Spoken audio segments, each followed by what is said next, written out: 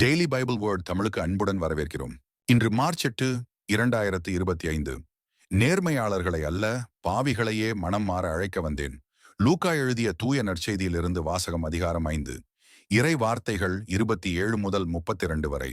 அக்காலத்தில் இயேசு சுங்கச்சாவடியில் அமர்ந்திருந்த லேவி என்னும் பெயருடைய வரிதண்டுபவர் ஒருவரை கண்டார். அவரிடம், என்னை பின்பற்றி வா என்றார். அவர் அனைத்தையும் விட்டுவிட்டு எழுந்து இயேசுவை பின்பற்றிச் சென்றார். இந்த லேவி தம் வீட்டில் அவருக்கு ஒரு பெரிய விருந்து அளித்தார். வரிதண்டுபவர்களும் மற்றவர்களும் பெருந்திரளாய் அவர்களோடு பந்தியில் அமர்ந்தார்கள்.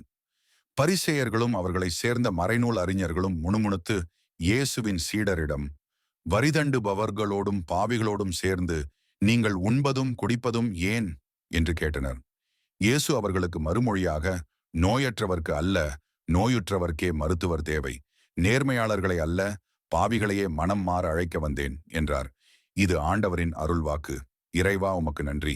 தினசரி நற்செய்தி வார்த்தைகளுக்கு daily Bible words Tamil channel subscribe பண்ணுங்க. இந்த வீடியோவை லைக் செய்யவும், ஆமேன் என்ற வார்த்தையை பதிவு செய்யவும் மற்றும் உங்கள் நண்பர்கள் மற்றும் குடும்பத்தினருடன் பகிர்ந்து கொள்ளுங்கள். கடவுள் உங்களை ஆசீர்வதிப்பாராக. ஆமேன்.